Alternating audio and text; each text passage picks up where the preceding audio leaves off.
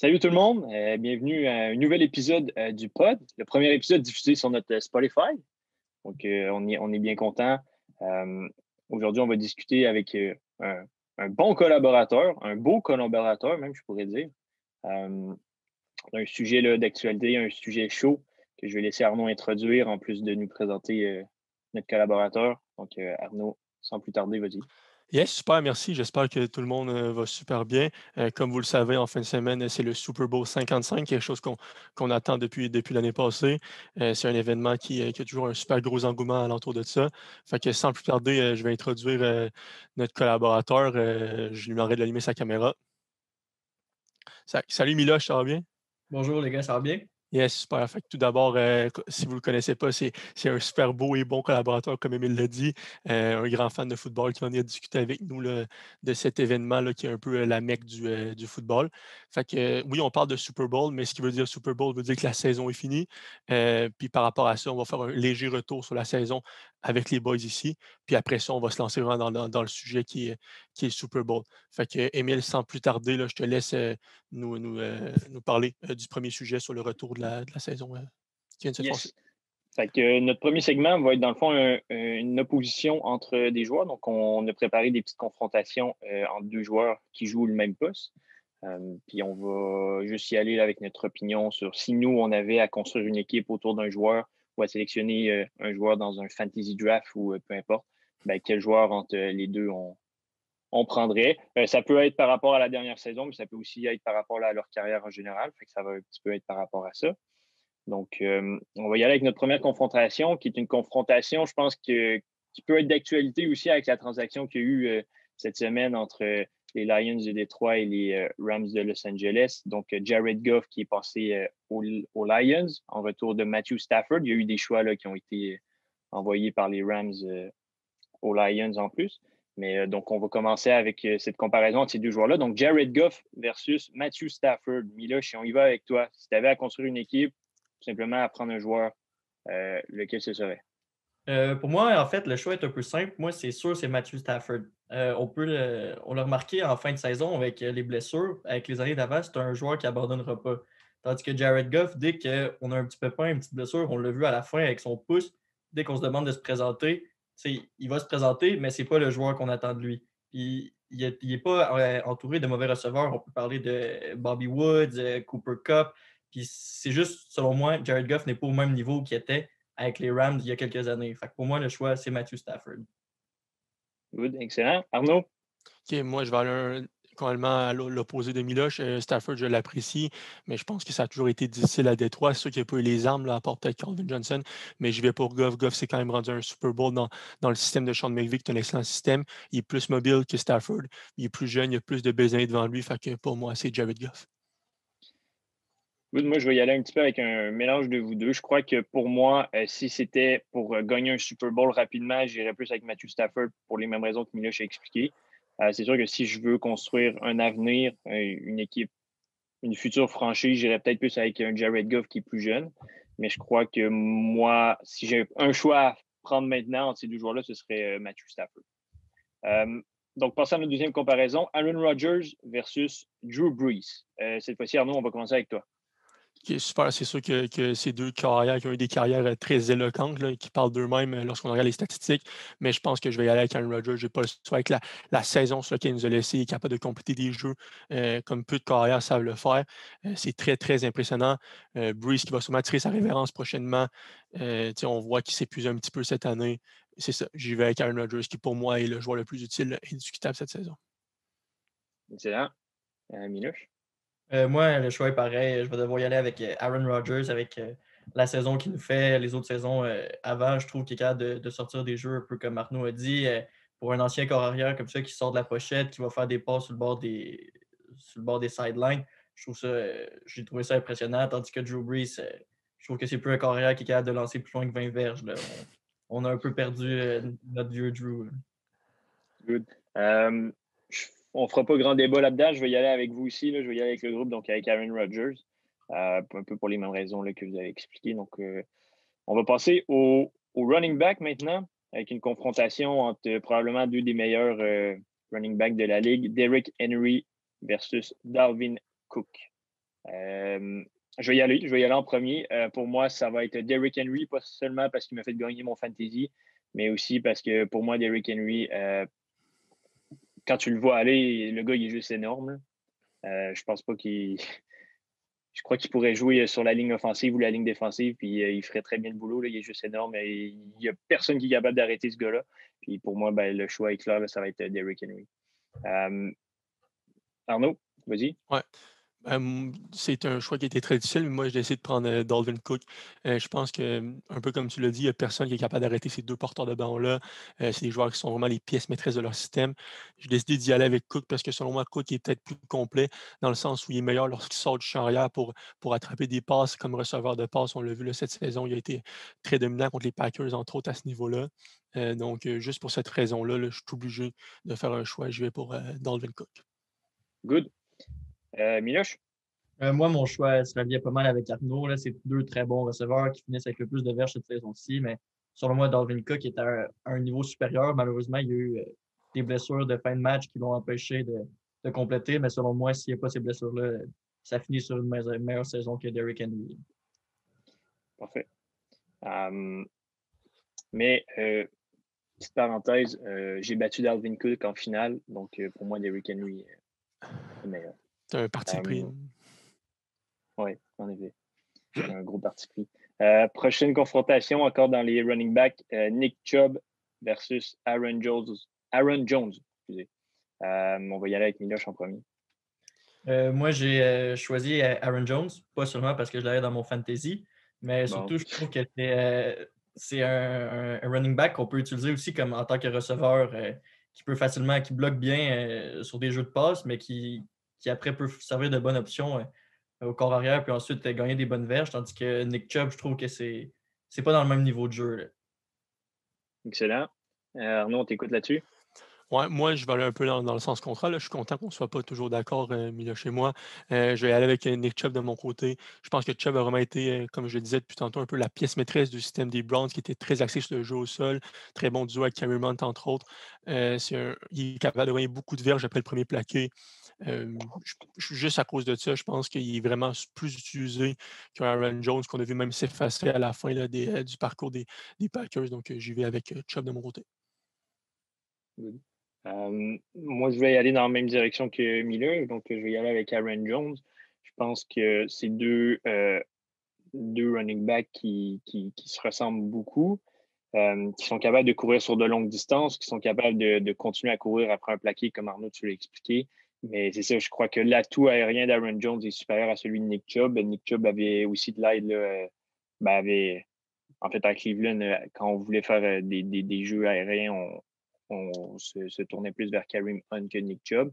Donc, je pense que Aaron Jones, pour son côté aérien, c'est vers lui que je me tournerais. Là. Donc, voilà pour ça. Maintenant, on passe avec les receveurs de passe. On va y aller avec deux jeunes receveurs en A.J. Brown et la recrue Justin Jefferson. Arnaud, on va t'écouter sur cette confrontation-là. Yes. Honnêtement, je pense que je vais surprendre personne en disant A.J. Brown. Je pense que malgré la saison que Jefferson a connue, qui est une excellente saison, A.J. Brown correspond au prototype parfait du receveur de passe moderne dans la NFL. Gros, grand gabarit, capable de courir pas mal tous les tracés, capable de réaliser les attrapés contestés. Fait que juste pour ça, je pense que c'est la cible de prédiction de Ryan Tannehill et c'est pas pour rien. Fait que j'y vais pour A.J. Brown des Titans de Tennessee. Good. Miloche?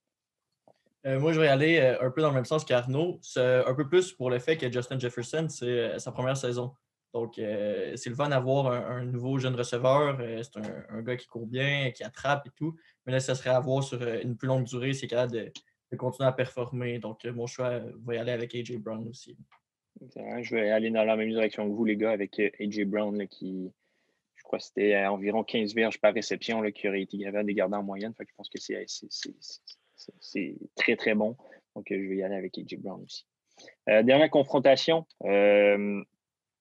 Une confrontation à l'interne chez les Seahawks avec leurs deux receveurs, là, étoiles Tyler Lockett et DK Metcalf. Donc, Miloche, on va t'écouter là-dessus en premier. Moi, ça va peut-être être un peu contesté comme choix, mais j'ai décidé d'y aller avec Tyler Lockett parce que plusieurs matchs où on voit des défenses organiser tout leur jeu autour de DK Metcalf. Puis dans ce genre de situation, c'est des matchs où on le perd complètement, qu'on ne peut plus se fier sur lui. Tandis que Tyler Lockett, même sur des défensives plus resserrées, on réussit quand même à le trouver. Il réussit à faire des jeux sur le bord des lignes, il réussit à avoir des touchés. Donc j'ai été un peu déçu de DK Metcalf dans des matchs où on y en demande plus, on ne le trouvait pas. OK, merci. Arnaud? C'est ça. Moi, je vais y aller avec Metcalf quand même. Je pense que c'est vraiment peut-être le meilleur receveur de la NFL pour moi. Depuis Calvin Johnson, que j'en parlais tantôt avec les Lions, je n'ai pas vu de receveur avoir cet impact-là avec une équipe. Après ça, comme je te dis, qui a été mis contre Jalen Ramsey, ça a été très, très compliqué. Là, on ne l'a presque pas trouvé. Ramsey qui est probablement le meilleur demi de coin de la NFL. Mais juste pour toutes ses capacités, les jeux qu'il est capable de faire, les tracés qu'il a de courir, j'y vais avec DK Metcalf. Ouais, moi, je vais y aller dans la même direction que toi, Arnaud. Je vais y aller avec DK Metcalf. Je crois qu'en fin de saison, c'est pas juste lui qui s'est éteint à Seattle. Je pense que l'attaque entière s'est éteinte. Partant de Russell Wilson jusqu'à la ligne offensive, jusqu'à DK Metcalf et compagnie. Là, je pense que le problème n'était pas DK Metcalf à Seattle, mais c'était plus l'organisation offensive tout court là, qui a fait en sorte que plus rien fonctionnait là-bas. Mais je pense que DK Metcalf est tellement complet que pour moi, ce serait lui avant Tyler Lockett. Donc voilà, premier segment terminé. Merci pour vous être prêté à ce petit jeu-là, les gars. Arnaud, je te lance avec le segment 2, donc tu peux y aller. Yes, merci. Super.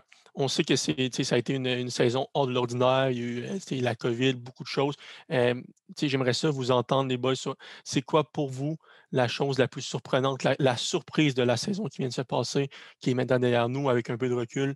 C'est ça, je veux vous entendre, les boys. Mila, je vais commencer avec toi. Quelle est ta surprise de la saison?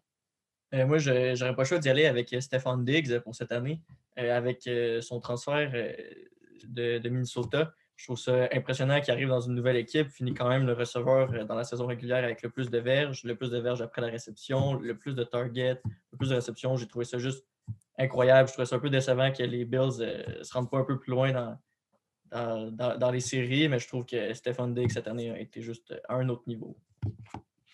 OK, super. Merci beaucoup. C'est un très bon choix. Là. Je suis entièrement d'accord avec toi. Grosse saison de Stephen Diggs avec Josh Allen. Émile, on t'écoute. Moi, je vais y aller avec une équipe. Donc, je vais y aller avec les Browns de Cleveland. Première saison gagnante depuis 2007. Première apparition en playoff depuis 2002. Je pense que c'est une surprise. C'est quelque chose qui est le fun à voir. C'est du positif pour eux. Je crois qu'avec l'arrivée de leur nouvel entraîneur, là, Kevin Stefanski, il a amené une culture gagnante chez les Browns. Baker Mayfield qui a amélioré son jeu comparé à la saison dernière. Nick Chubb, Kareem Hunt, qui est un duo de running back là, absolument incroyable, comme on en a parlé tantôt, qui se complète vraiment bien. Je crois que l'avenir est bon à Cleveland. Je trouve qu'ils ont fait une excellente saison. Donc, pour moi, ça a été les Browns, la surprise de la saison. OK, super, merci, Émile. Très bon choix. Toi aussi, on sait qu'ils ont causé une très grande surprise en battant les Steelers. Moi, je vais aller un peu plus de façon négative, là, puis je vais prendre une équipe dont je ne suis pas un grand fan, les Patriots de la Nouvelle-Angleterre, là, qui on sait que c'était une dynastie. Cette année, ils se sont complètement écroulés avec la perte de leur carrière vedette, Tom Brady. On finit avec une fiche de 7-9, ont été exclus des séries. Cam Newton a été tout simplement pitoyable au cours de la saison. Les receveurs de passe ont été en dessous des attentes. C'est ça, c'est dommage de voir que Bill Belichick n'a pas été capable, sans son chef d'orchestre, de faire une très belle saison là, et de mener en série. Alors que c'est pour ça, c'est ma surprise, là, une dynastie qui s'effondre un peu comme ça. Là. J'ai hâte de voir à quel point ils vont être capables de rebondir l'année prochaine. Donc, merci à vous deux, les boys. Ça fait le tour de nos surprises de la saison. C'est sûr qu'on aurait pu en nommer plus qu'une, il y en a eu plusieurs. Mais très satisfait de ce segment-là. Émile, je te relance le ballon pour le prochain segment du pod. Yes. Là, tu parlais que tu avais hâte de voir si les Patriots allaient rebondir en 2021. Donc, ça amène un peu le sujet là, du segment. Comme on dirait en anglais, nos too early predictions pour 2021. Fait que nos prédictions audacieuses, on pourrait dire un petit peu. La saison 2020 n'est pas encore terminée, qu'on va déjà y aller avec nos premières prédictions. Donc, c'est ça, on va y aller avec notre prédiction pour 2021. Donc, Miloche, on t'écoute avec ça. Selon moi, c'est pas un choix que j'aime ça dire, mais selon moi, je pense que ça va retourner encore vers les Chiefs en ce moment. C'est une équipe qui est au-dessus de tout. Là. On peut pas on peut pas rien leur enlever. Là, selon moi, en ce moment, avec le meilleur corps arrière dans la ligue, le meilleur set de receveurs, avec une défensive qui pardonne pas beaucoup. Donc, je vois pas comment les Chiefs pourraient pas 3 fois de suite remporter un Super Bowl. Excellent. Arnaud? Ok, super. Moi, je vais aller un peu plus vers un honneur individuel, là. Je pense que Kyler Murray, le carrière des Cardinals de l'Arizona, va être capable, là, avec la saison qu'il a connue, de poursuivre. Puis l'année prochaine, j'ai confiance qu'il va remporter le MVP. C'est un ancien premier choix au repêchage qui se familiarise tranquillement avec le système. On a vu sa première saison était là. Il était capable de monter de niveau à sa deuxième saison. Puis je pense que sa troisième saison va être seulement meilleure. Et puis ses stats à ses 8 premiers matchs étaient tout simplement dignes d'un joueur le plus utile. Et je pense que l'année prochaine, il va être capable de maintenir ça pour rafler ce titre-là de joueur le plus utile. Good. On le voit bien avec ton Woody aussi, pourquoi tu as Exact. fait ce choix-là. Exact. Mais moi, Puis, je ne peux pas parler parce que ma Too Early Prediction va être par rapport aux Eagles. Je pense qu'avec l'arrivée de Nick Sirianni là, à la tête de l'équipe, on va être capable de garder Carson Wentz et Jalen Hurts. Je sais qu'il y a eu beaucoup de spéculations comme quoi peut-être que Carson Wentz allait être transigé, mais je pense qu'avec l'arrivée de Sirianni, Wentz va rester, Hurts va rester. Les deux vont être capables de bien se compléter. Les Eagles vont sélectionner Devontae Smith avec leur sixième choix, qui va aider grandement l'offensive. Puis Carson Wentz va être capable de ramener sa shape qu'il avait avant sa blessure là, contre les Rams il y a 3 ans. Donc, je pense que les Eagles vont réussir à retrouver leur place en playoff. Donc, voilà pour moi. Ça fait déjà le tour de ça. Arnaud, dernier segment du Super Bowl, le segment tant attendu. yes, Donc, enfin. je te laisse y aller. Enfin, on peut mettre la table, comme je le disais tantôt, pour l'événement clé là, de la saison que tout le monde attendait. Je pense que dans cette période un peu morose, en plus, ça va remettre tout le monde un peu satisfait. On va prendre, ça va faire quelque chose qui va peut-être être un peu ressemblant à tantôt, là. On va prendre des joueurs, des Buccaneers, des joueurs des Chiefs. Je vais vous demander lequel vous favorisez pour avoir le meilleur match lors du Super Bowl. Vous me dites lequel vous voyez qui a le meilleur match selon vous, et puis on y va comme ça. Je pense qu'on va faire un petit peu à l'inverse là, pour se garder peut-être le meilleur pour la fin. Tout d'abord, je vais y aller pour les ailiers rapprochés. Okay? Travis Kelce et Rob Gronkowski. Si je vous demande lequel des deux, selon vous, va avoir le meilleur match, Miloš, je t'écoute. Selon moi, ça va tourner du côté de Travis Kelce encore, là, une des cibles numéro 1 à Patrick Mahomes depuis le début de la saison.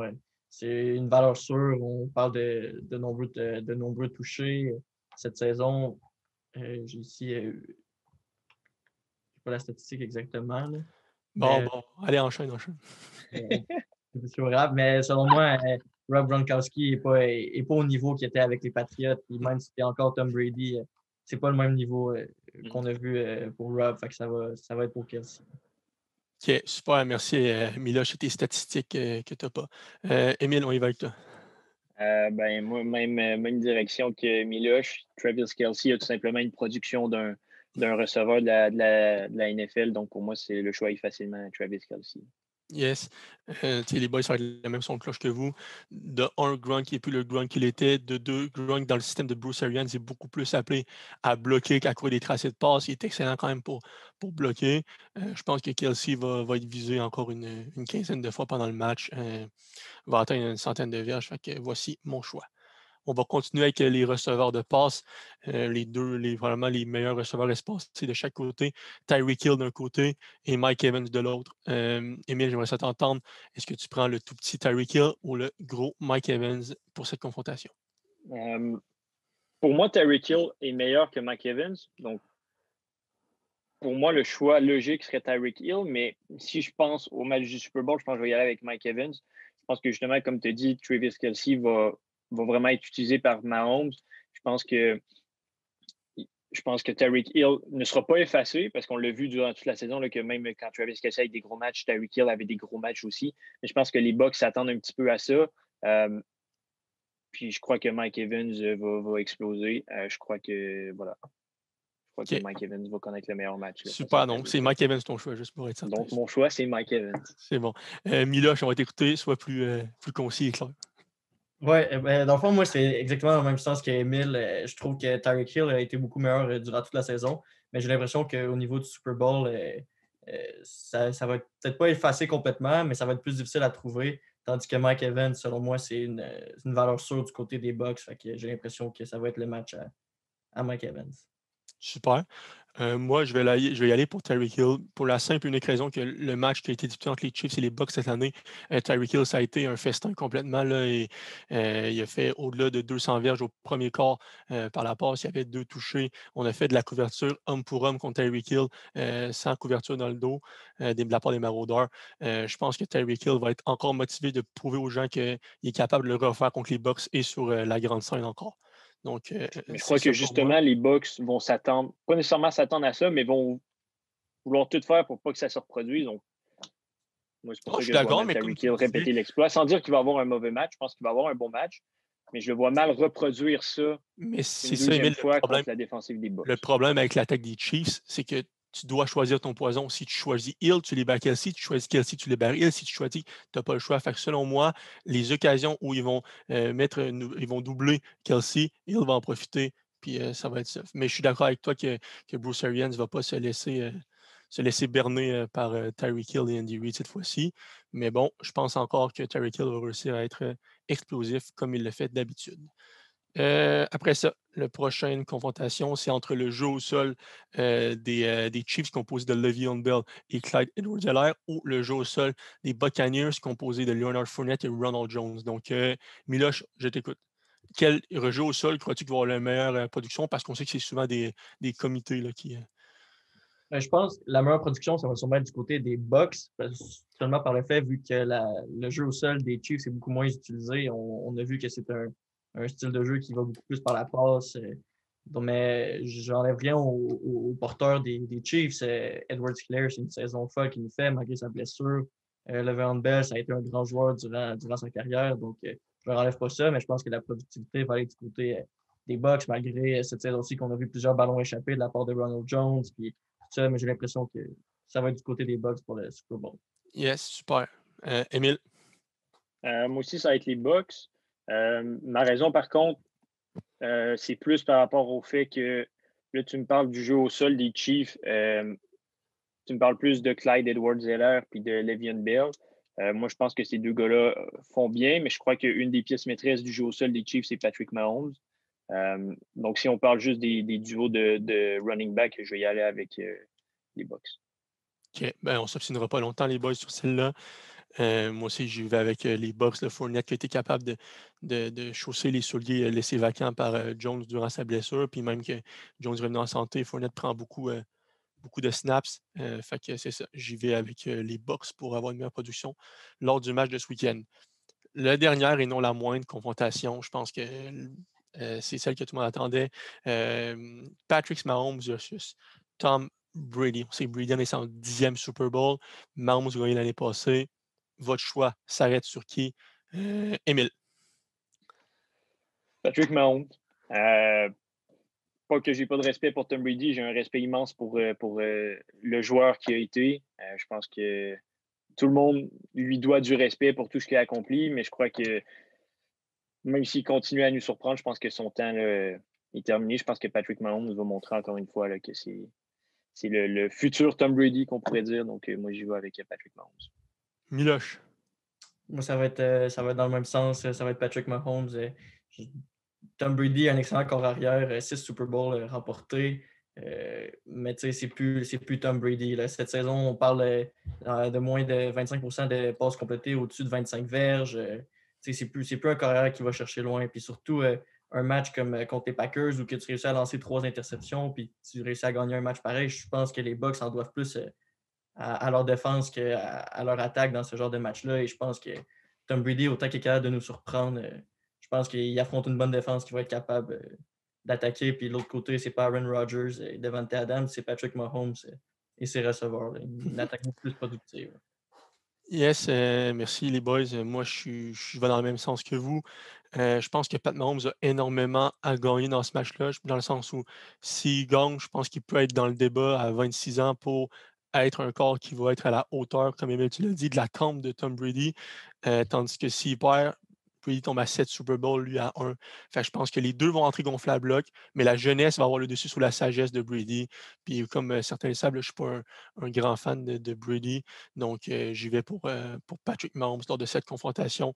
Mais comme Émile je l'ai si bien dit, Tom Brady qui a du respect pour lui malgré tout. C'est ça qui complète nos confrontations. Maintenant, je sais que vous êtes au prochain segment, mais je donne la parole à mon ami Émile pour vous le présenter. Good. Donc, dernier segment du podcast. La prédiction finale. Hein, je crois qu'on est là pour ça aussi. Hein. Prédiction finale du match, score, équipe qui remporte. Joueur le plus utile. Entendre là-dessus. Joueur le plus utile. Tu peux rajouter joueur le plus utile si tu veux. Donc, vas-y, on va y aller avec toi, Miloche. Pour la prédiction du match, moi, un peu dans le même sens de Patrick Mahomes, c'est sûr que ça va être une victoire des Chiefs. Moi, je vois ça un match à grand nombre de points. Donc, je dirais 38-24 en faveur des Chiefs. Excellent. Ton MVP? Ça va être Patrick Mahomes. Pas d'autres questions. Ça va être Patou. Patou? Rendu Patou? Patou Mahomes. Arnaud, vas-y. OK. Moi, je ne surprendrai personne non plus. Les Chiefs vont remporter un match-là. Ça va être leur deuxième titre de suite. Je pense que ça va être par la marque de 37-31. Je m'attends à quelque chose de serré qui se gagne dans la dernière position du match. Une séquence victorieuse de Mahomes, de quoi de mieux. Je pense que ce serait incroyable. Puis, mon joueur le plus utile, je n'ai pas le choix de dire Patrick Mahomes. On sait que les carrières ont toujours une petite longueur d'avance à ce niveau-là. Donc, Pat Mahomes pour moi aussi. Moi, je vais y aller encore une fois là, dans le même niveau. Les Chiefs vont remporter le match. Moi, je suis allé peut-être avec un match pas beaucoup plus défensif, mais un peu plus avec un peu plus défensif quand même, 30-24 en faveur des Chiefs. Mon MVP, je vais essayer d'innover. Patrick Mahomes va jouer un super bon match. Je vais y aller avec Travis Kelce, 150 verges, 2 touchés. Donc, Travis Kelce, MVP. S'il fallait mettre 20$ sur le MVP, est-ce que tu garderais Kelce comme prédiction? Ou... Oui. Ah oui, OK. J'y crois. Une autre raison pourquoi j'ai gagné le Fantasy, c'est Travis Kelce. C'est bon. Un petit parti pris pour lui. Donc, voilà, c'est ça qui conclut déjà l'épisode. Miloche, merci pour ta présence. Merci pour tes statistiques poussées, pas toujours présentes, mais merci beaucoup d'avoir été là. Très apprécié. Arnaud, je ne sais pas si tu veux conclure là-dessus. Non, c'est ça. Merci à vous, les boys. C'était vraiment un plaisir, je pense, de discuter de ça. Ça va vraiment nous faire du bien en fin de semaine, dimanche soir, là, de s'asseoir dans notre divan et puis de profiter de ce beau spectacle-là. Je ne parle pas du spectacle à mi-temps, je parle vraiment du spectacle qui va se passer pendant 60 minutes. Puis c'est ça. Donc, moi, c'est tout ce que j'avais à dire par rapport à ça. Je remercie Miloche de sa présence. C'était très bienvenu. Et je remercie sa moustache. Je vois que c'est Movember en février pour Miloche. Sa moustache qui apparaît tranquillement. Ouais. Mais autre chose aussi, là, au moment que l'épisode va être diffusé, notre concours du Super Bowl va être lancé. Donc, si ce n'est pas fait ou si c'est déjà fait, mais que vous connaissez des personnes qui veulent participer, là, allez voir ça. Un beau prix à gagner. Donc, essayez. Vous n'avez rien à perdre de toute façon. Donc, voilà. Prêtez-vous au jeu. Hein? Prêtez-vous au jeu. On veut vraiment. C'est bien le fun. Fait que, let's go. Super. Merci beaucoup. On se dit à la semaine prochaine et on espère que d'ici là, les Chiefs vont gagner le match et que Travis Kelce ne sera pas le MVP du match. Merci. Salut la gang. Salut la gang.